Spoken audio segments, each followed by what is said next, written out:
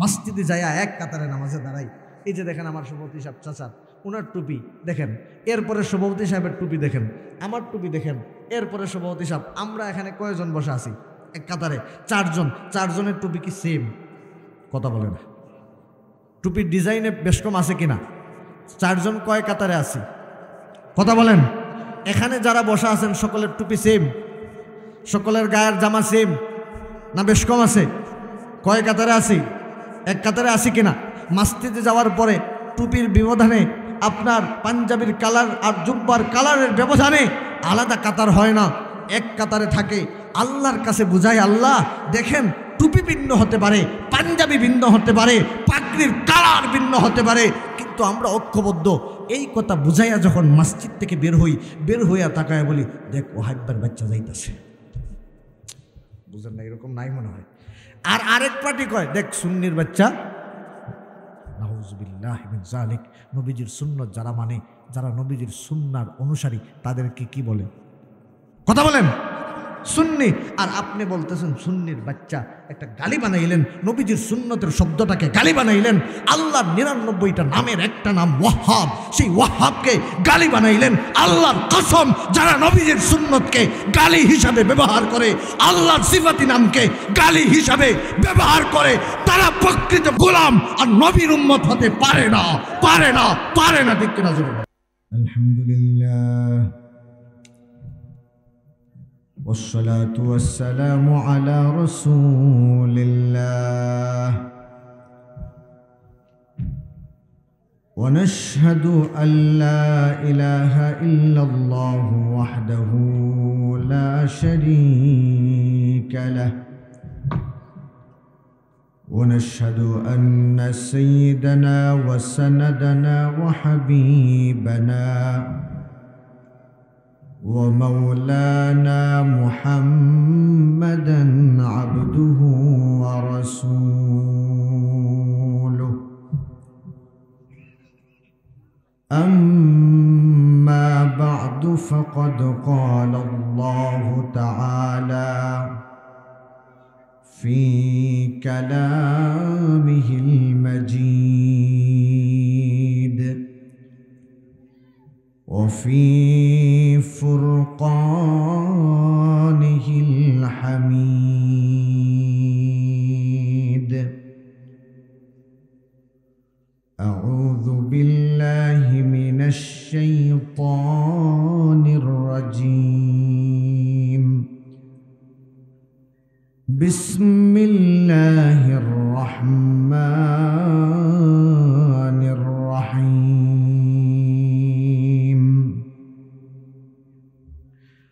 واعتصموا بحبل الله جميعا ولا تفرقوا وقال تعالى في آية أخرى إنما المؤمنون إخوة فأصلحوا بين أخويكم وقال تعالى في شان حبيبه مخبرا وآمرا إن الله وملائكته يصلون على النبي يا أيها الذين آمنوا صلوا عليه وسلموا تسليما اللهم صل على محمد وعلى آل محمد كما صليت على إبراهيم وعلى آل إبراهيم إنك حميد مجيد اللهم বারিক আলা মুহাম্মাদিন ওয়া আলা আলি মুহাম্মাদ কামা বারাকতা আলা ইব্রাহিম ওয়া আলা আলি ইব্রাহিম ইন্নাকা হামিদুম মাজিদ। আলহামদুলিল্লাহ। গুমগুমিয়া হিলফুল ফুদুল যুব সংঘের উদ্যোগে আয়োজিত আজকের এই দ্বিতীয় বার্ষিক তাফসীরুল কোরআন মাহফিলের সম্মানিত সভাপতিগণ, অত্র এলাকার বিশিষ্ট মুরব্বী জনাব মোহাম্মদ ইয়াউর মিয়া সাহেব, জনাব মাওলানা শেখ কুতুবুদ্দিন সাহেব, জনাব মোহাম্মদ মিসবাহুল হক সাহেব, উপস্থিত অত্র এলাকার কৃতি সন্তান, বিশিষ্ট শিক্ষাবিদ, সমাজ সেবক প্রফেসর মুহতারাম সাদিকুর রহমান সাহেব সহ উপস্থিত ওলামায়ে কেরাম, মুরব্বিয়ানে আজম, আমার কলিজার টুকরা যুবক ভাইরা, পর্দানিশীন মা ও বোনেরা, মহান রব্বুল আলামিনের দরবারে শুকরিয়া আদায় করছি, যিনি আমাদেরকে বিশ্বব্যাপী মুসলিমরা যখন নির্যাতিত, নিপীড়িত, যখন বিশ্বের বিভিন্ন স্থানে, বিভিন্ন জায়গায়, বিভিন্ন দেশে আমার ইমানদার মুসলিম ভাই বোনদের রক্তে রঞ্জিত মুসলিম শিশুদের আর্তচিৎকার, মাজলুমদের হাহাকার, ঠিক সেই মুহূর্তে কোরআনের তাফসীরের এই আয়োজনে, কোরআনের ভালোবাসায়, কোরআনের মহব্বতে আল্লাহ আমাদেরকে আসার বসার তৌফিক দান করেছেন। এজন্য হৃদয়ের সুখটুকু ভালোবাসা উজাড় করে মহান রব্বুল আলামিনকে শুকরিয়া সন্তুষ্ট করার লক্ষ্যে, মহান রব্বুল আলামিনের সন্তুষ্টি আদায়ের লক্ষ্যে ইখলাস, একাগ্রতা এবং একনিষ্ঠতার সাথে আমরা সকলেই শুকরিয়া আদায় করি, পড়ি আলহামদুলিল্লাহ। কোরআনুল কারীমের দুটি আয়াত আপনাদের সামনে পাঠ করেছি। অত্যন্ত অল্প সময়, কম সময়ে এই বিষয়গুলো নিয়ে আপনাদের সামনে আলোচনা করার চেষ্টা করব ইনশাআল্লাহ। প্রথমেই আমি আমার প্রিয় অত্র এলাকাবাসীর প্রতি আমার একটা আবেদন রেখে আমার আলোচনা শুরু করতে চাই। যদিও আমার নামের সাথে দেখেছেন ঢাকা মোহাম্মদবাগ বাইতুল জান্নাত জামে মসজিদের খতিব, অনেকেই হয়তো চিনেন আমি অত্র নবীগঞ্জেরই একজন সন্তান। এর মানে আমি আপনাদেরই সন্তান। তো আপনাদের সন্তান হিসাবে আপনাদের কাছে দাবির জায়গা থেকে যে কোরআনের একটা মাহফিলে আমরা যাতে কোনো ধরনের বিভাজন সৃষ্টি না করি, ঠিক কিনা? কোরআন আমাদের সকলের, কোরআন সকলের। কোরআন কারো নামে আল্লাহ রাব্বুল আলামিন ওয়াকফ করে দেন নাই, বরং আল্লাহ কোরআনে বলেছেন হুদাল্লিন নাস, মানুষ যারা তাদের হেদায়েতের জন্যে, পথ প্রদর্শনের জন্য আল্লাহ কোরআন নাজিল করেছেন। সুবহানাল্লাহ। যারা মানুষ, চাই সে হিন্দু হোক, বৌদ্ধ হোক, খ্রিস্টান হোক, ইহুদি হোক, নাস্তিক হোক, আস্তিক হোক, যে কোনো চিন্তার হোক না কেন, বনি আদম আলাইহিস সালামের সন্তান যদি হয়, কোরআন তার জন্যই নাজিল হয়েছে, ঠিক কিনা? এজন্য কোরআন আমরা যদি সকলে মিলে আঁকড়ে ধরতে পারি, আজকে বিশ্বের আনাচে কানাচের দিকে তাকালে মুসলমানদের যেই জুলুম আর নির্যাতনের ইতিহাস দেখতে হয়, তার পিছনে অন্যতম একটা কারণ হলো মুসলমানদের মধ্যে ঐক্য নেই, অনৈক্য। আর 5 ভাইয়ের মধ্যে যদি ঐক্য না থাকে, গ্রামের যে কেউ 5 ভাইয়ের যে কোনো ভাইকে যেখানেই পায় সেখানে মারধর করে, ঠিক কিনা?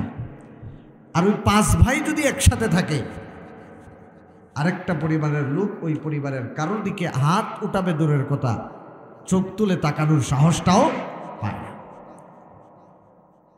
তো আজকে আমরা ইসলামকে বিভাজন করেছি, দলে দলে বিভক্ত করে দিয়েছি, কোরআনকে আজকে আমরা বিভক্ত করে দিয়েছি। আমরা মনে করছি এই কোরআন মনে হয় আমাদের, আর ওই কোরআন মনে হয় তাদের। সারা পৃথিবীতে কোরআন কয়টা? কথা বলেন। সারা দুনিয়ায় কাবা কয়টা? সারা পৃথিবীতে যার আদর্শ মেনে চলতে হবে বর্তমানে তিনি কে? মুহাম্মাদুর রাসূলুল্লাহ। কয়জন? একজন। এক নবীর উম্মত, এক কিতাবের অনুসারী, এক কাবার দিকে, একদিকে আমাদের কিবলা, একদিকেই নামাজ, সব কিছু। হজ পৃথিবীর কয় জায়গায় হয়? কথা বলেন না মনে। হজ পৃথিবীর কয় জায়গায়? এক জায়গায়। সাঈ, সাফা মারওয়া পৃথিবীতে কয় জায়গায় আছে? মাকামে ইব্রাহিম পৃথিবীতে কয় জায়গায় আছে? রাউদাতুম মিন রিয়াদিল জান্নাহ, রাসূলুল্লাহ সাল্লাল্লাহু আলাইহি ওয়াসাল্লামের রাউদা পৃথিবীতে কয় জায়গায় আছে? তো সব যদি এক হয়, আমরা 5 কেন? সব যদি এক হয়, আমাদের মধ্যে বিভক্ত কেন? সব কিছু যদি আমাদের একটাই হলো, ভাই আমরা সকলে জান্নাতে যেতে চাই না জাহান্নামে? কথা বলেন। যাদের টুপি লম্বা কোথায় যেতে চায়? কথা বলেন। যাদের টুপি গোল কোথায় যেতে চায়? যার টুপি 5 কুলি কোথায় যেতে চায়? যার টুপি 3 কুলি কোথায় যেতে চায়? যার টুপি একটু উঁচা কোথায় যেতে চায়? যার টুপি একটু নিচা কোথায় যেতে চায়? সবাই জান্নাতে। তাহলে কেন আমাদের মধ্যে এই বিভেদ? কেন আমাদের মধ্যে আজকের এই ফাটল, আজকের এই ভাঙ্গন? এই ফাটল আর ভাঙ্গনের কারণে আজকে ইসলাম নেই সমাজে, আর জালেমরা আজকে সমাজ পরিচালনা করতেছে, আর ইসলাম এবং মুসলিমরা আজকে মাজলুমের অবস্থা আছে, ঠিক কিনা? আমার ভাইরা, আল্লাহ রাব্বুল আলামিন ভালো করেই জানেন মানুষ বিভক্ত হয়ে যাবে, মানুষের মধ্যে ঐক্য থাকবে না।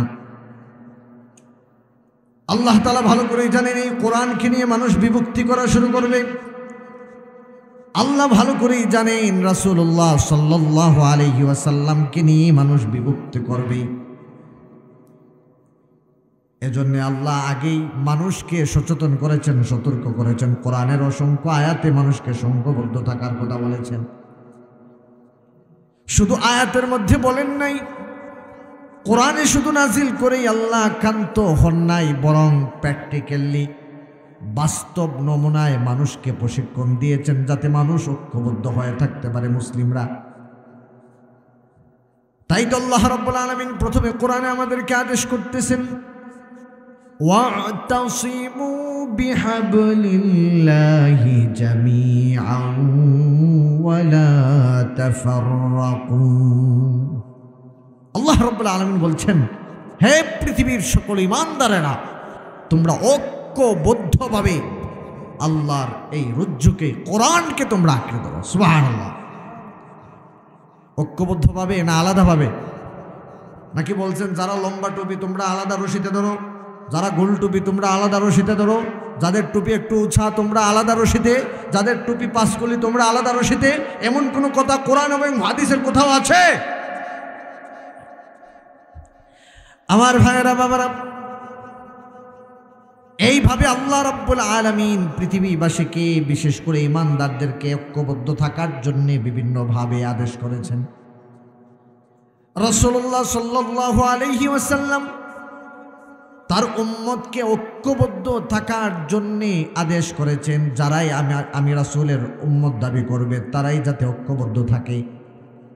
যারাই আল্লাহর গোলাম দাবি করবে তারাও যাতে ঐক্যবদ্ধ থাকে, যারাই কোরআনটাকে আঁকড়ে ধরবে তারাও যাতে ঐক্যবদ্ধ থাকে। এই কথাগুলো কোরআন হাদিসের মধ্যে আছে না নাই? এবার আল্লাহ রাব্বুল আলামিন সূরাতুল হুজরাতের মধ্যে এবার আল্লাহ তাআলা বলতেছেন, তোমরা যারা ঈমান এনেছো, ঈমানদার হয়েছো, মুমিন হয়েছো, ইন্নামাল মুমিনুনা ইখওয়া, যারা ঈমানদার তোমাদেরকে একটা মূলনীতি শিখায়া দেই, সেটা হলো পৃথিবীর যত ঈমানদার আছে তারা সকলেই এক, পরস্পর তারা ভাই ভাই। সুবহানাল্লাহ, সব ঈমানদার ভাই। এখন আপনি যদি নিজেকে ঈমানদার মনে করেন, আপনি আমার, বুঝেন নাই কথা, আমি যদি ঈমানদার দাবি করি, আমি যদি কালেমা পড়ি লা ইলাহা ইল্লাল্লাহ মুহাম্মাদুর রাসূলুল্লাহ, আমি যেই কালেমা পড়েছি আপনিও সেই কালেমা পড়েছেন, আপনি বলেছেন আল্লাহ ছাড়া কোনো ইলাহ নাই, আমিও বলেছি আল্লাহ ছাড়া কোনো ইলাহ নাই, আপনি বলেছেন মুহাম্মদ রাসূলুল্লাহ সাল্লাল্লাহু আলাইহি ওয়াসাল্লাম আল্লাহ তাআলার রাসূল, আমিও সেই বক্তব্য দিয়েছি। ও ভাই, আপনি বলেছেন আল্লাহ ছাড়া আপনার কোনো মাবুদ নাই, আমিও বলেছি আল্লাহ ছাড়া কোনো মাবুদ নাই। আপনি বলেছেন অনুসরণযোগ্য পৃথিবীর আল্লাহ রাব্বুল আলামিনের পক্ষ থেকে প্রেরিত মুহাম্মাদুর রাসূলুল্লাহ সাল্লাল্লাহু আলাইহি ওয়াসাল্লামের অনুসরণ করা আমার জন্য, আপনার জন্য, সকলের জন্য ফরজ। সেটা আপনিও মেনে নিয়েছেন, আমিও মেনে নিয়েছি। সব কিছু যদি এক হয়, তাহলে আমাদের মধ্যে যারা ফাটল ধরায় আর ফাটল ধরানোর বক্তব্য যারা দেয়, নিঃসন্দেহে তারা ইসলামকে ভালোবাসে না, তারা কোরআনকে ভালোবাসে না, তারা রাসূলুল্লাহকে ভালোবাসে না, বরং মুসলিম উম্মার মধ্যে ফাটল সৃষ্টি করে তারা তাদের ফায়দা লুটার জন্যে পকেট বাড়ি করার ধান্দায় আছে। ঠিক কিনা? আমরা মানুষের মধ্যে ফাটল সৃষ্টি করার ওয়াজ করি না, মানুষের মধ্যে ফাটল সৃষ্টি করার বক্তব্য আমরা দেই না, বরং বলি ভাই আসেন আপনার পাটা সামনে দেন, আপনার পায়ে ধরি, তবু আপনি আর আমি এক থাকি, যাতে ইসলামকে নিয়ে কেউ চিনিমিনি খেলতে না পারে। আর কিছু মানুষ আছে মাইক পেলেই অমুক কাফের, অমুক কাফের, অমুক কাফের, এমন কিছু হুজুর সমাজে আছে না ভাই? আমার ভাইয়েরা, বাবারা, রাসূলুল্লাহ সাল্লাল্লাহু আলাইহি ওয়াসাল্লাম একটা জামাত গঠন করে গেলেন, দুনিয়া থেকে বিদায় নিলেন। সেই জামাতের নাম হলো জামাতে সাহাবা। নাম কি ভাই? সাহাবাদের জামাত, ১০০ লক্ষ সাহাবী। এই ১০০ লক্ষ সাহাবী, ১০০ লক্ষ সাহাবীকে নিয়ে একটু যাচাই বাছাই করেন, যারা নাকি সরাসরি রাসূলুল্লাহ সাল্লাল্লাহু আলাইহি ওয়াসাল্লামের হাতে হাত রেখে ঈমানদার হয়েছেন, যারা নাকি নবীজির হাতে হাত রেখে ঈমানদার হয়েছেন। আহারে, যারা নাকি রাসূলুল্লাহর চেহারা মুবারক একবার নয় ১০০০ বার দেখেছেন, যারা নাকি নবীজির পিছনে নবীজির ইমামতিতে নামাজ আদায় করেছেন। আল্লাহু আকবার! এই সমস্ত সাহাবীদের দিকে তাকান। সব সাহাবারা ঐক্যমত সব বিষয়ে ছিলেন, বিষয়টা এমন না। সাহাবাদের মধ্যেও মত পার্থক্য ছিল কি ছিল না? সাহাবাদের মধ্যে হাত কোথায় বাঁধবেন এটা নিয়ে সাহাবাদের মধ্যে ইখতিলাফ আছে না নাই? সাহাবাদের মধ্যে আমিন জুড়ে হবে না আসতে হবে এটা নিয়ে সাহাবাদের মধ্যে মতানৈক্য আছে না নাই? আরে কত মতানৈক্য, কত মতানৈক্য। আম্মা জান আয়েশা সিদ্দিকা রাদিয়াল্লাহু তাআলা আনহা, কত বড় বাম্পের একজন মুহাদ্দিসা, অসংখ্য সাহাবীদের উস্তাজ, পুরুষ সাহাবীরা পর্যন্ত আম্মা জান আয়েশার কাছে যায় ইলম শিক্ষা করতেন। সুবহানাল্লাহ। আম্মা জান আয়েশা, আরেকজন সাহাবী আব্দুল্লাহ ইবনে মাসউদ রাদিয়াল্লাহু তাআলা, দুইজন প্রখ্যাত মুহাদ্দিস সাহাবীদের মধ্যে, দুইজন প্রখ্যাত মুহাদ্দিস। আমার ভাইরা, বাবারা, খেয়াল করে দেখেন, একটা মাসআলা নিয়ে দুইজনের অবস্থা কেমন, অবস্থান কোন পর্যায়ে, একটা উদাহরণ দিই। আম্মা জান আয়েশা সিদ্দিকা রাদিয়াল্লাহু তাআলা আনহা বর্ণনা করতেছেন, আইয়ুমা ইমরাআতুন নাকাহাত বিগাইরি ইযনি ওয়ালিয়্যিহা ফানিকাহুহা বাতিলুন বাতিলুন বাতিল। কোনো মেয়ে যদি তার অভিভাবকের অনুমতি ছাড়া বিবাহ বন্ধনে আবদ্ধ হয়, তার বিয়ে বাতিল বাতিল বাতিল। কয়বার বলছেন? কে বলছেন? আম্মাজান আয়েশা সিদ্দিকা রাদিয়াল্লাহু তাআলা আনহা। আপনার মতো আর আমার মতো মানুষ, বুঝেন নাই মনে হয় কথা। আমার মতো আপনার মতো মানুষ, সাধারণ মানুষ নাকি শ্রেষ্ঠ মানুষ? শ্রেষ্ঠ মানুষদের, রাসূলুল্লাহর সহধর্মিণী। তিনি বলতেছেন বাতিল বাতিল বাতিল, বিয়ে হয় নাই। আরেক সাহাবী প্রখ্যাত মুহাদ্দিস নবীজি থেকে অসংখ্য হাদিস বর্ণনা করেছেন, যে কয়েকজন সাহাবী বড় মাপের আলেম ছিলেন তার মধ্যে অন্যতম ইবনে মাসউদ রাদিয়াল্লাহু তাআলা আনহু। উনি বর্ণনা করতেছেন আল আইমু আহাক্কু বিনাফসিহা মিন ওয়ালিয়্যিহা। আরে তার বিয়ে সে করবে, তার অভিভাবক আবার কে? দুইজনের ফতোয়া এক না ভিন্ন?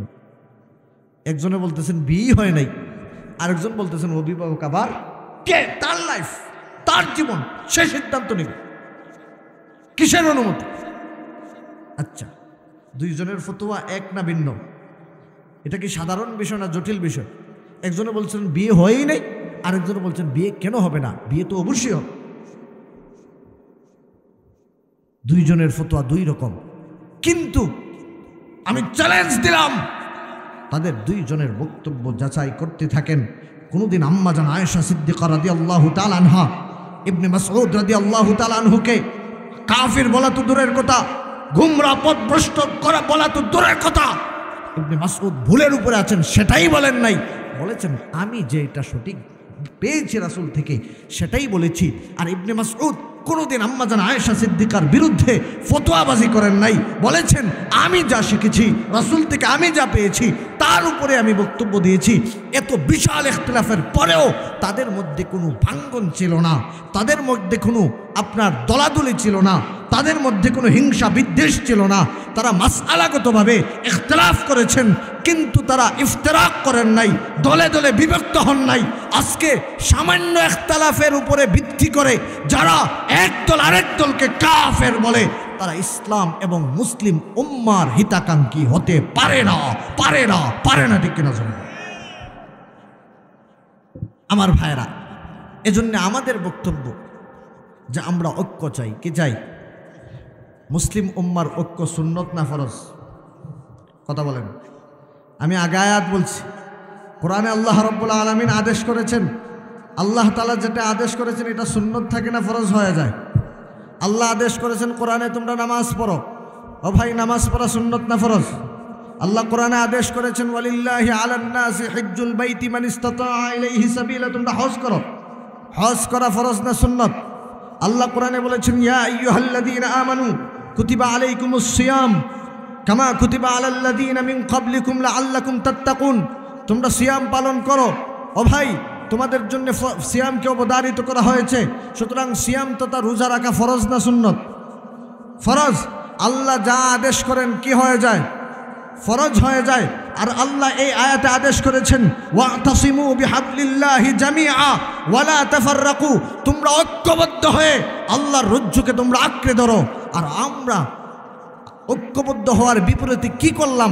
যেই কথাটা আল্লাহ তাআলা উল্লেখ করে বলেছিলেন ওয়ালা তাফাররাকু, বিভক্ত হয় না, আমরা আজ বিভক্ত হয়ে গেলাম। সুতরাং ঐক্যবদ্ধ জীবন যাপন সুন্নত নয়, নফল নয়, মুস্তাহাব নয়, বরং সেটা ফরজ। আর আপনি বিভেদ তৈরি করলেন, ফাটল সৃষ্টি করলেন, বিভক্ত করলেন যেই বিষয়কে কেন্দ্র করে।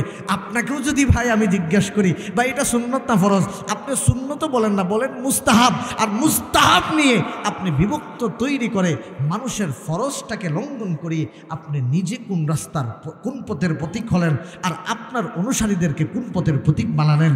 সুতরাং আমরা বলতে চাই হিংসা নয়, বিদ্বেষ নয়, আসুন ঐক্যবদ্ধ হই। বিশ্বাস করেন আমরা যদি ঐক্যবদ্ধ হতে পারি, ইসলামকে নিয়ে চিনিমিনে খেলার মতো দুঃসাহস এই পৃথিবীতে কেউ দেখাতে পারবে না। ঠিক না? আমার ভাইরা বাবারা, এইভাবে আল্লাহ রাব্বুল আলামিন কোরআনুল কারীমের বিভিন্ন জায়গায় আমাদেরকে ঐক্যবদ্ধ থাকার জন্য আদেশ করেছেন। সূরাতুশ শুআরা 13 নম্বর আয়াত আল্লাহ রাব্বুল আলামিন বলতেছেন আন আকিমুদ্দীন ওয়ালা তাতাফাররাকু, তোমরা দিন প্রতিষ্ঠা করো আর এই দিন প্রতিষ্ঠার কাজে তোমরা বিভক্ত হইও না, দলাদলি করিও না, সবাই ঐক্যবদ্ধ থাকবে।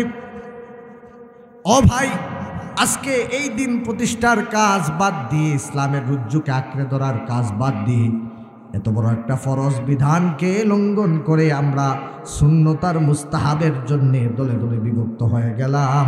নবীজির সামনে কি চেহারা নিয়ে হাসরের মাঠে দাঁড়াবেন চিন্তা করার সময় আছে না? না, এখনো সময় আছে। এইভাবে আল্লাহ তাআলা বিভিন্ন জায়গায় আদেশ করেছেন। এবার প্র্যাকটিক্যালি আল্লাহ রাব্বুল আলামিন আমাদেরকে ঐক্যবদ্ধ থাকার জন্য প্রশিক্ষণ দিতেছেন। এবার আমার কয়েকটা প্রশ্নের জবাব দিবেন। ও ভাই, একটা গ্রামে হাজার হাজার মানুষ, সেই গ্রামের সংস্কার করার জন্য হাজার হাজার মানুষের দরকার নাই। আমরা যতজন এখানে উপস্থিত আছি, এই কয়েকজন মানুষ যদি সিদ্ধান্ত নিতে পারি এই গ্রামটাকে কোরআনময় করব, আল্লাহর কসম ৩১৩ জন যদি এত বিশাল সশস্ত্র ১,০০০ বাহিনীর মোকাবেলায় বদরের যুদ্ধে আল্লাহর পক্ষ থেকে যদি সাহায্য আসে, আজকেও যদি আমরা আল্লাহর রুজ্জুকে আঁকড়ে ধরতে পারি, আজকেও সেই আল্লাহর সাহায্য আসতে পারে কি পারে না?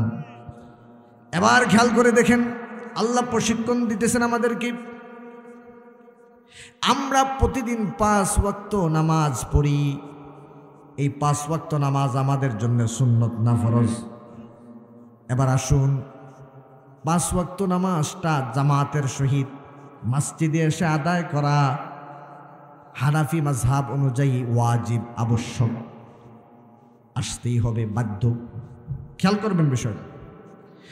আমি যদি প্রশ্ন করি কেন আমি আমার ঘরে নামাজ পড়ব, আমি আমার ভাষায় নামাজ পড়ব, আমি কেন মসজিদে এসে নামাজ পড়ব, এই প্রশ্ন কেউ যদি করে, তাকে আপনারা ইসলামের পক্ষে বলবেন না বিরুদ্ধে বলবেন? সে কি ইসলাম বুঝলো না উল্টা বুঝলো? ও ভাই, সেই প্রশ্ন কেউ করে না। সকলেই বলে না, মসজিদে নামাজ পড়া ওয়াজিব, কেউ সুন্নতে মুআক্কাদা।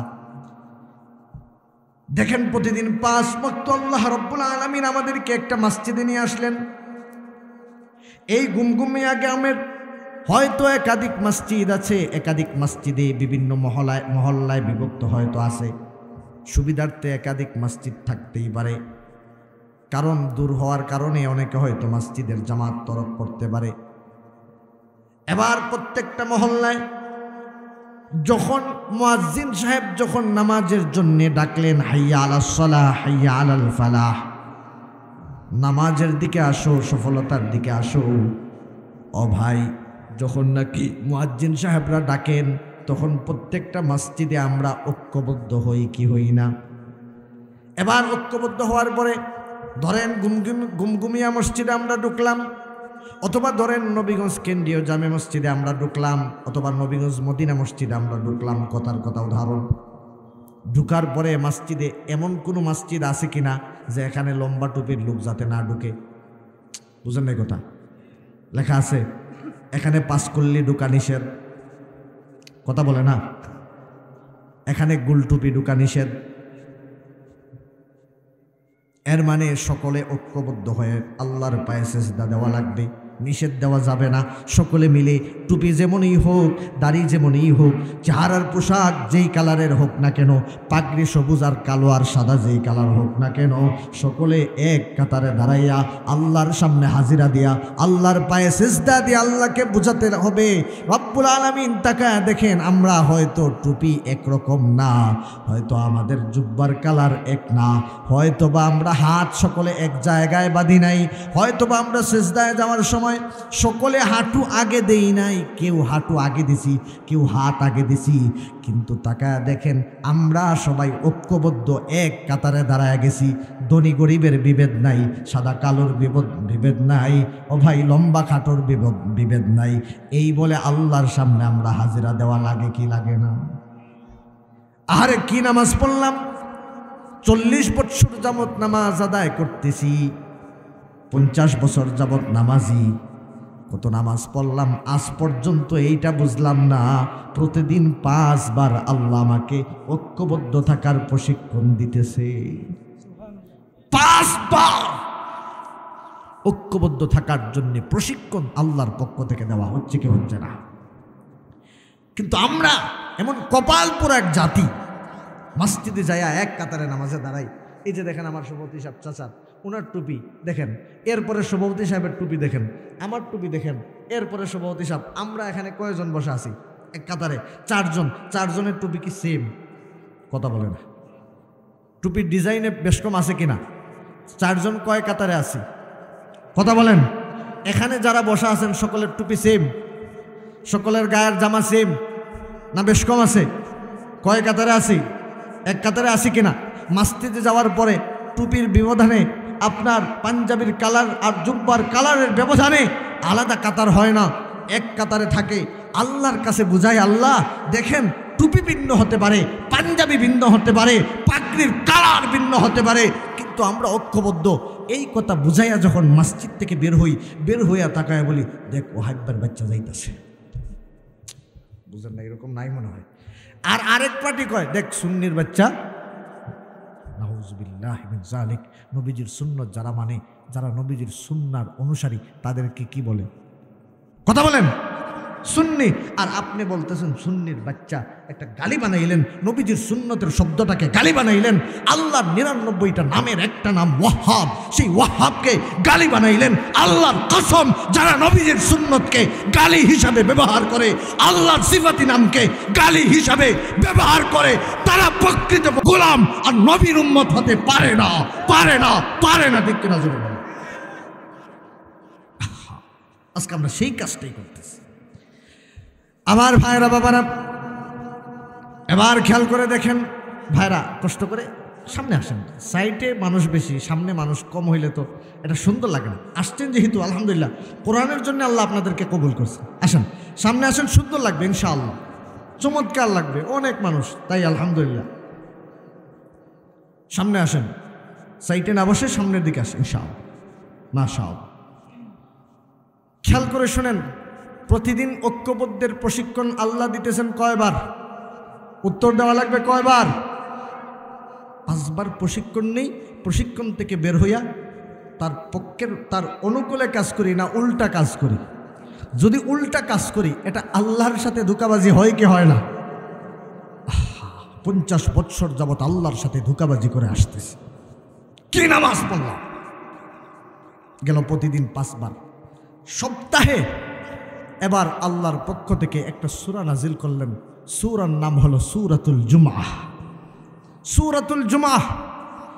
আমার ভাইরা বাবারা, এবার সূরাতুল জুমআতে আল্লাহ রাব্বুল আলামিন বলতেছেন, ইয়া আইয়ুহাল্লাযীনা আমানু, হে ঈমানদাররা খেয়াল করে শোনো, ইযা নুদিয়া লিস-সালাতি মিন ইয়াউমিল জুমআহ ফাসআউ ইলা যিকরিল্লাহ।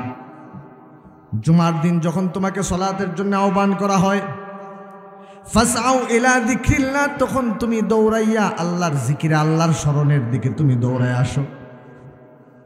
আল্লাহ রাব্বুল আলামিন এবার জুমআ পড়ার জন্য আমাদেরকে কিছু শর্ত দিয়েছেন। প্রতিদিন 5 ওয়াক্ত নামাজের জামাত, জামে মসজিদ লাগবে না, একটা পাঞ্জাগানা মসজিদেও পড়া যায়, মাদ্রাসার কোনো একটা রুমেও পড়া যায়, যে কোনো বিল্ডিংয়ের কোনো একটা রুমে পড়া যায়। রাস্তায় আছি, 5-7 জন একসাথে হয়ে গেছি, 5-7 জন মিলে একটা জামাতে নামাজ পড়া যায় 5 ওয়াক্ত।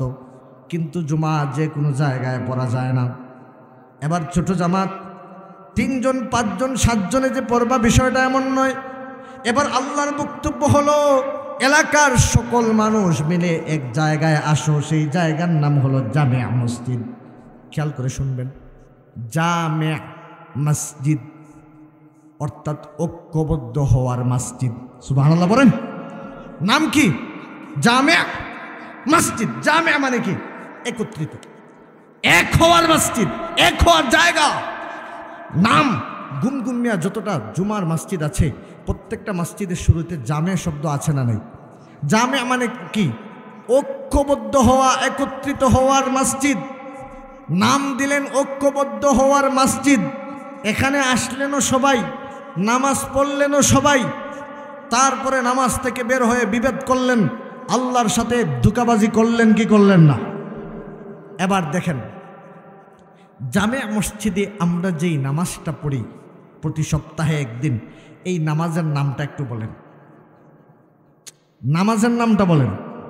সলাতুল জুমআহ। বলেন নাম কি? সলাতুল জুমআহ। সলাত মানে নামাজ, সলাতুল জুমআহ। জুমআ মানে একত্রিত হওয়া, ঐক্যবদ্ধ হওয়া। ঐক্যবদ্ধ হওয়ার নামাজ, আল্লাহ সেই নামাজের নামটাই দিলেন ঐক্যবদ্ধ হওয়ার নামাজ। ও ভাই, প্রতি সারা বছরে সারা জীবনে আপনি যতটা সপ্তাহ পেয়েছেন, প্রত্যেকটা সপ্তাহে আল্লাহ আপনাকে এমন একটা নামাজ দিলেন যেই নামাজের নামই হলো সলাতুল জুমআহ, ঐক্যবদ্ধ হওয়ার নামাজ। এমন একটা জায়গা দিলেন পড়ার জন্যে যেই জায়গার নাম জামে মসজিদ, ঐক্যবদ্ধ হওয়ার স্থান। এমন এক দিনে পড়তে হবে, দিনের নাম ইয়াউমুল জুমআহ, ঐক্যবদ্ধ হওয়ার দিন। ও ভাই, এমনভাবে পড়তে হবে, একা পড়লে হবে না, ঐক্যবদ্ধভাবে জামাতের সাথে পড়তে হবে। ও ভাই, আল্লাহ প্রতি সপ্তাহে আপনাকে কি প্রশিক্ষণ দিলেন? দিনের নাম দিলেন ইয়াউমুল জুমআহ, নামাজের নাম দিলেন সলাতুল জুমআহ, বক্তব্যের নাম দিলেন খুতবাতুল জুমআহ। আদায় করার জন্য যেই জায়গা দিলেন সেই জায়গার নাম জামে মসজিদ। যেইভাবে আদায় করতে হবে সেটা হবে জামাতের সহিত। এইভাবে আল্লাহ ঐক্যবদ্ধ হওয়ার জন্য আপনাকে প্রতি সপ্তাহে একদিন ঐক্যবদ্ধ হওয়ার দিন ঘোষণা করে ঐক্যবদ্ধ হওয়ার জায়গায় এনে ঐক্যবদ্ধভাবে কিছু কাজ করালেন। এর মাধ্যমে আল্লাহ আপনাকে আমাকে বুঝালেন, এখন যেইভাবে তোমরা ঐক্যবদ্ধ আছো সেইভাবে ইসলামের প্রত্যেকটা কাজ ঐক্যবদ্ধভাবে তোমাকে করতে হবে। আমরা ঐক্যবদ্ধভাবে সেই নামাজটা যদিও পড়ি, নামাজ থেকে বের হয়ে আবার বিভেদ সৃষ্টি করি। এমন কিছু মুসল্লি আপনাদের গুমগুমিয়া না থাকলেও বাংলাদেশের অন্যান্য জায়গায় আছে না নাই? আমার ভাইয়েরা, বাবারা, এবার আমরা জানলাম আল্লাহ প্রত্যেকটা সপ্তাহে আরো ব্যাপকভাবে আমাদেরকে ঐক্যবদ্ধ হওয়ার প্রশিক্ষণ দিলেন। এবার আসুন, প্রত্যেক বছরে আল্লাহ রাব্বুল আলামিন আমাদের জন্য দুইটা ঈদের দিন দিলেন, ঈদুল আযহা, ঈদুল ফিতর। ঈদুল আযহার জামাত আছে না নাই? গুমগুমিয়া হয় কি না?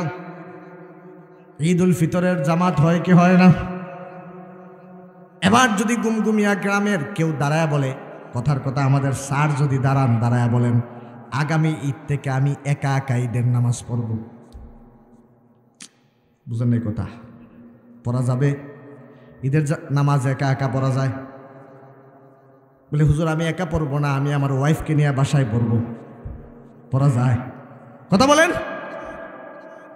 এখন আর মসজিদ চলবে না, 5 ওয়াক্ত নামাজের জন্য পাঞ্জাগানা নামাজ মসজিদে পড়বেন, সমস্যা নাই।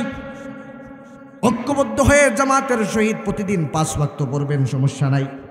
জুমার দিনে যে কোনো জায়গায় চলবে না, যাবে মসজিদে আসতে হবে। এবার দুইটা ঈদ দিলেন, ওই ঈদটাও একা একা পড়লে চলবে না। আপনার বাড়ির উঠানে বাইবাতি জানিয়ে পড়বেন, সেটাও চলবে না। আপনাকে ঈদগাহে আসতে হবে। এলাকার সকল মুসল্লি মিলে আপনাকে ঈদের জামাতের জন্যে ঈদের জামাত আপনাকে আদায় করা লাগবে। আমার ভাইরা, বাবারা, এই ঈদের জামাতটা আল্লাহ রব্বুল আলামিন আপনার আমার এলাকায় জুমার জামাতে মানুষ বেশি হয় না, ঈদের জামাতে বেশি। ঈদের জামাতে আরো বেশি, আরো ব্যাপক। আল্লাহ আবার শিখালেন যে তোমাকে প্রতিদিন 5 বার তো শেখাইলাম, বুঝো নাই? প্রতি সপ্তাহে আরেকবার বুঝাইলাম, তবুও বুঝো নাই। এবার বৎসরে স্পেশাল 2টা দিন ঘোষণা করলাম। আবার ওই দিনে আবার তোমাকে মাঠে আনলাম, ঘরের ভিতরে মসজিদে মনে হয় বুঝো নাই। আসো মাঠে, মাঠে আসো, ঈদগাহে আসো। এসে দেখো তোমরা সবাই এক। দেখো তোমার টুপি যে কোনো কালারের হোক, আরেকজনের টুপি অন্য কালার হতে পারে। দেখো তুমি যেখানেই হাত বাঁধো না কেন, আরেকজন অন্য জায়গায় হাত বাঁধতে পারে। সকলে একসাথে আসতে হবে, এক খতিবের খুতবা শুনতে হবে, এক খতিবের পিছনে ঈদের জামাত পড়তে হবে, ঐক্যবদ্ধভাবে ঈদের জামাত আদায় করা লাগবে। বৎসরে 2 বার আল্লাহ আবার আপনাকে আমাকে প্রশিক্ষণ দিলেন আর বুঝালেন, হে গুমগুমিয়ার মুসলমান, এইভাবে তোমরা ঐক্যবদ্ধ থাকতে হবে। ঈদের জামাতে যায় বছরের পর বছর। কত মুরব্বী চাচা আছেন 50 বছর যাবৎ এই গুমগুমিয়া গ্রামে ঈদুল ফিতরের জামাত পড়ে, ঈদুল আজহার জামাত পড়ে, কিন্তু জামাতে যায়া আল্লাহকে বুঝায়, ঈদগাহে ঈদের দিনে যায় আল্লাহকে বুঝায়। আল্লাহ তাকায় দেখেন আমরা গুমগুমিয়ার যতজন আছি আমরা সবাই এক, দেখেন এক মাঠে আইসা পড়ছি, দেখেন এক কাতারে দাঁড়ায় গেছি, দেখেন আমরা একজন আরেকজনের সাথে বুক মিলাইতেছি, দেখেন একজন আরেকজনের সাথে আমরা হাত মিলাইতেছি। আল্লাহকে বুঝাইলাম, আল্লাহ আমরা ঐক্যবদ্ধ হয়ে গেছি। আর ঈদগাহ থেকে বের হয়ে বলি ওইটা সুন্নি, ওইটা ওহাবি। ও ভাই, ওরা এই কাজগুলা যারা করে তারা আল্লাহর সাথে বেঈমানি করে, ধোঁকাবাজি করে, বাটপারি করে। ঠিক কিনা? গেল ওইটা। ইসলামের 5টা স্তম্ভের আরেকটা স্তম্ভের নাম হজ। নাম কি? নাম কি? হজ আমরা কোথায় করব? ইংল্যান্ডে। কথা বলেন। আমেরিকার ওয়াশিংটনে, ভারতের দিল্লিতে, বাংলাদেশের ঢাকায়, বাইতুল মুকাররমে, কোন জায়গায়? হজ করার জন্য মক্কায় যাওয়া লাগবে কি লাগবে না? খেয়াল করে শুনেন। এখন বাংলাদেশের যারা মুসলমান তারা মক্কায় যাওয়া লাগবে না, তুর্কি যারা, তুরস্কের যারা মুসলমান তারা মক্কায় যাওয়া লাগবে না, এইভাবে কোনো রেস্ট্রিকশন হজের বেলায় আছে? হজ করতে হলে পৃথিবীর যে কোনো প্রান্তে থাকুক তাকে হজ করতে হলে যেতে হবে কোথায়? সকলের ঠিকানা এক না ভিন্ন? আমার ভাইয়েরা, বাবারা, এবার আল্লাহ রাব্বুল আলামিন প্রশিক্ষণ দিতে দিতে প্রতিদিন 5 বার প্রশিক্ষণ দিলেন। সপ্তাহে একদিন সারা দিন ইয়াউমুল জুমআ ঐক্যবদ্ধ হওয়ার দিন ঘোষণা করে প্রশিক্ষণ দিলেন। প্রত্যেকের নিজ নিজ এলাকায় বৎসরে 2 বার ঈদের জামাতের নামে প্রশিক্ষণ দিলেন ঐক্যবদ্ধ হওয়ার। এবার আল্লাহ রাব্বুল আলামিন এমন একটা বিধান দিলেন, তাও আবার ফরজ করে দিলেন, সুন্নত আর ওয়াজিব করেন নাই। ওয়ালিল্লাহি আলান নাসি হিজ্জুল বাইতি মান ইসতাতাআ ইলাইহি সাবিলা। যাদের নাকি সেই পর্যন্ত পৌঁছার সামর্থ্য হয়ে গেছে তারা যাতে আল্লাহর ঘরের তাওয়াফ করে, আল্লাহর ঘরের হজ করে। এবার সকলের জন্য হজকে ফরজ করলেন সামর্থ্যবানদের। এবার বাংলাদেশের যত সামর্থ্যবান ব্যক্তি এই বছর 2025 সালে হজ করবে তারাও মক্কায়। পাকিস্তানের যত মুসলমান হজ করবে তারাও যেতে হবে মক্কায়। ইন্ডিয়ার যতজন মুসলমান হজ করবে তারাও মক্কায়। পশ্চিমা বিশ্ব থেকে যতজন হজ করতে হবে তাদেরও মক্কায়। পৃথিবীর উত্তর সাইড থেকে যারা হজ করবে তারাও মক্কায়। দক্ষিণ সাইডের লোকজন যারা তারা যদি হজ করে তারাও মক্কায়। ও ভাই, সারা পৃথিবীর সকল মুসলমানকে আল্লাহ রাব্বুল আলামিন একটা শহরের ভিতরে নিয়ে ঢুকাইলেন, তাও সারা বছরের বিভিন্ন মাসে না। যে শাওয়াল মাসে বাংলাদেশিরা হজ করবে, তারপরে জিলহজ মাসে অমুক দেশের লোকজন, শাবান মাসে অমুক দেশের লোকজন, রজব মাসে অমুক দেশের লোকজন, এইভাবে ভাগ আছে না একসাথে। একই তারিখে একই মাসে সবাইকে খানায় কাবায় হাজিরা দিতে হবে। সবাইকে সারা বিশ্ব থেকে বলতে হবে লাব্বাইক আল্লাহুম্মা লাব্বাইক, লাব্বাইক লা শারীকা লাকা লাব্বাইক, ইন্নাল হামদা ওয়ান নি'মাতা লাকা ওয়াল মুলক লা শারীকা লাক। ও ভাই, যতজন হাজি হজ করে প্রত্যেকের মুখ থেকে এই কথা বের হয় কি হয় না? সকলে হজ করে এক জায়গায়। এবার 9 জিলহজ যতজন সারা বিশ্ব থেকে যতজন হাজি হজ করার জন্য আসলো সকলে মিলে এবার আরাফার মাঠে উপস্থিত হওয়া লাগবে। ও ভাই, সেখানে যায় যদি কোন আমি তো দাঁড়াই, আমি মনে হয় আরাফার মাঠে যাওয়া লাগবে না, আমি তো বৈশা মিলাদ করি, আমার মনে হয় আরাফার মাঠে যাওয়া লাগবে না, এই কথা কেউ বলে? কথা বুঝেন? যারা দাঁড়ায় তারাও আরাফায় 9 তারিখ। কথা বলেন? যারা বসে তারাও, যারা বুকে হাত বাঁধে 9 তারিখ তারা কোথায়? যারা নাভির নিচে হাত বাঁধে তারা 9 তারিখ কোথায়? যাদের টুপি লম্বা তারা 9 জিলহজ কোথায়? যাদের টুপি পাঁচকুলি তারাও 9 জিলহজ কোথায়? সবাই আরাফায়, সবাই আরাফায়। তাকায় দেখেন, তাকায় দেখেন, তাকায় দেখেন পৃথিবীর কত দেশ থেকে মানুষ আসছে, তাকায় দেখেন কত লম্বা লম্বা মানুষ আসছে, তাকায় দেখেন কত খাটো খাটো মানুষ আসছে, তাকায় দেখেন কত সাদা সাদা মানুষ আসছে, তাকায় দেখেন কত কালো কালো মানুষ আসছে, কারোর মধ্যে কোনো ভেদাভেদ নাই, সবাই একসাথে এক মাঠে এক খতিব দাঁড়ায় আবার খুতবা দিবেন। সকল বিশ্বের সকল মুসলমানদেরকে উদ্দেশ্য করে একজন খতিব দাঁড়ায় আবার বক্তব্য দিবেন, ভাষণ দিবেন। সকল হাজী সাহেবরা মনোযোগ দিয়ে ওই বক্তার বক্তব্য শুনবে, খতিব সাহেবের ভাষণ শুনবে। এই কাজ যখন শেষ, ও ভাই এইভাবে হজ্জের যত কাজ আছে, সাই আছে, তাওয়াফ আছে, আরাফায় অবস্থান আছে, কোরবানি আছে, যত কাজ আছে সবগুলা সারা বিশ্বের মুসলমান ঐক্যবদ্ধভাবে করে কি করে না? আল্লাহ কত বড় প্রশিক্ষণ দিলেন। না না, শুধু গুমগুমিয়ার অমুক হাটের লোকজন ঐক্যবদ্ধ 5 ওয়াক্ত নামাজে হয়েছ শেষ নয়, প্রতিদিন গুমগুমিয়ার বড় বিশাল একটা এরিয়ার মানুষ জুমার নামাজে প্রতি সপ্তাহে আসতে হবে। শুধু সেখানে আসলেই শেষ নয়, গুমগুমিয়ার ঈদগাহে ঈদের জামাতে সারা এলাকার মানুষ 2 দিন বৎসরে আসতে হবে। সেখানে আসেও শেষ, সেখানে আসার পরেও শেষ হয় নাই, তোমাদেরকে আরও ঐক্যবদ্ধ হওয়া লাগবে। শুধু গুমগুমিয়ার মানুষ ঐক্যবদ্ধ হলে চলবে না, শুধু নবীগঞ্জের মানুষ ঐক্যবদ্ধ হলে চলবে না, শুধু বাংলাদেশের মানুষ ঐক্যবদ্ধ হলে চলবে না, সারা বিশ্ব থেকে মুসলমানকে এনে আরাফার মাঠে এক জায়গায় বসাইয়া আল্লাহ আবার সবক দিলেন, এই যে তোমরা ঐক্যবদ্ধ হইলা, সেইভাবে সারা বিশ্বে তোমরা ঐক্যবদ্ধ থাকবা। আল্লাহর কসম, আল্লাহর কসম, আল্লাহর কসম, 1000 বার কসম নিয়ে বলতে পারি, আরাফার মাঠে যেইভাবে সারা বিশ্বের মুসলমানরা ঐক্যবদ্ধ হয়, এইভাবে যদি আমরা এক হতে পারতাম, ফিলিস্তিনে আজকে আমার মুসলিম ভাইয়ের রক্ত ঝরত না, ঠিক কিনা? বিভেদ আর বিভেদ, যারা আমরা বিভেদ তৈরি করছি তারা আল্লাহর সাথে ধোঁকাবাজি করতেছি, এতে কোনো সন্দেহ নাই। আমার ভাইয়েরা, বাবারা, সুতরাং আপনি যত আমল করেন না কেন, যদি মুসলিম উম্মার মধ্যে ফাটল ধরান, আপনি মুসলিম উম্মার হিতাকাঙ্ক্ষী নন। মুসলিম উম্মা কিভাবে ঐক্যবদ্ধ থাকবে সেটা আপনাকে করতে হবে।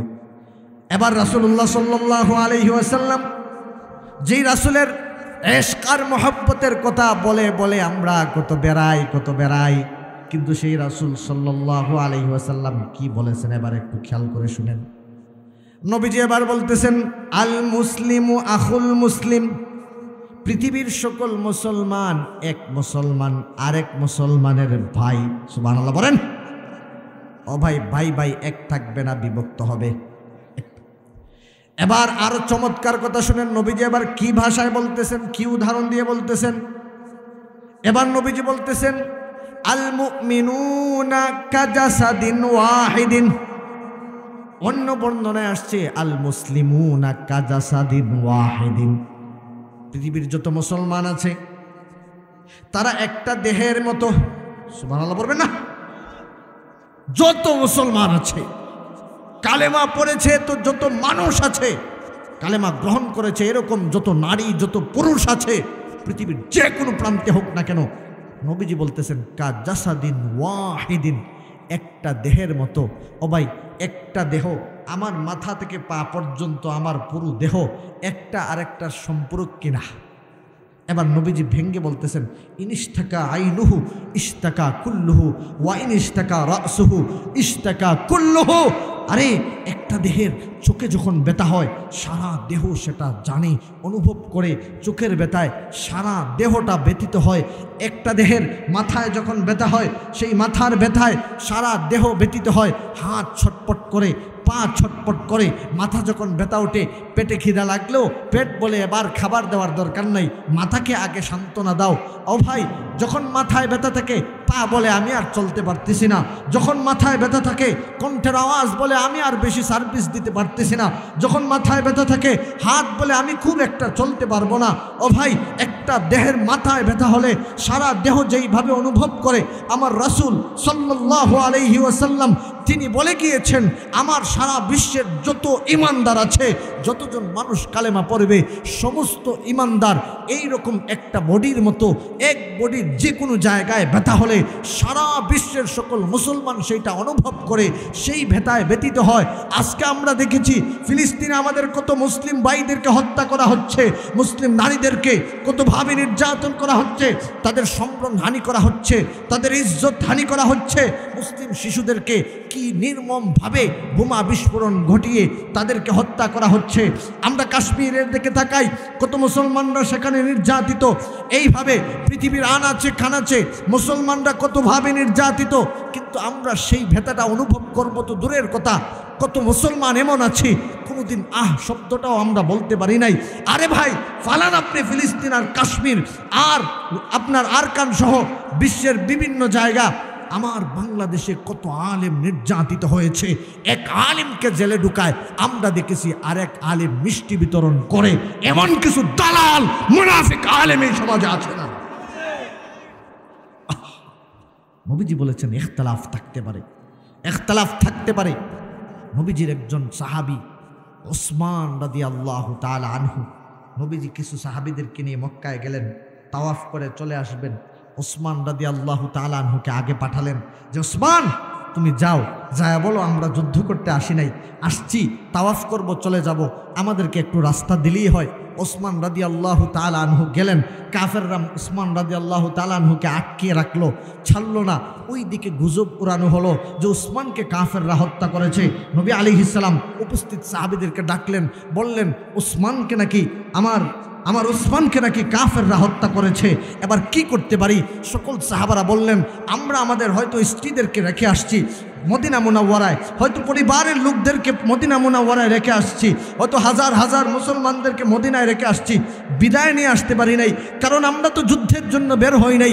তারপরে বলি ইয়া রাসূলুল্লাহ, ইয়া হাবিবাল্লাহ, আমার এক ভাইকে কাফের নির্যাতন করবে, আমার এক ভাইকে কাফেররা হত্যা করবে, আর আমরা জীবন নিয়ে মদিনায় ফিরে যাব, সেটা হতে পারে না। সুতরাং ওসমান হত্যার বদলা না নিয়ে আল্লাহর কসম আপনার হাতে হাত রেখে আমরা ওয়াদা করলাম, আমরা বায়াত করলাম, আমরা শপথ করলাম, ওসমান হত্যার প্রতিশোধ না নিয়ে মক্কা থেকে আমরা মদিনায় যাব না। আল্লাহ রসুল সাল্লাল্লাহু আলাইহি ওয়াসাল্লাম সাহাবাদের বায়াত গ্রহণ করলেন। ও ভাই, আল্লাহ রাব্বুল আলামিন সাহাবাদের এই বায়াত, এই শপথ, এই প্রতিজ্ঞাকে এমনভাবে কবুল করেছেন, আল্লাহ আয়াত নাজিল করে বলতেছেন লাকাদ রাদিয়াল্লাহ, আল্লাহ তাদের উপর সন্তুষ্ট হয়েছেন। শুধু তাই বলেন নাই, বলছেন ইয়াদুল্লাহি ফাওকা আইদিহিম, উসমান হত্যার প্রতিশোধ নিতে যেয়ে সাহাবায়ে কেরাম আপনার হাতে হাত রেখে যারা ওয়াদা করেছে, শপথ করেছে, প্রতিজ্ঞা অঙ্গীকার করেছে, আমি আল্লাহ আরশ থেকে জানায় দিলাম, যখন তারা হাত দিয়ে শপথ করেছিল তাদের হাতের উপরে আমি আল্লাহ আমার কুদরতি হাত তাতে রেখেছিলাম। সুবহানাল্লাহ।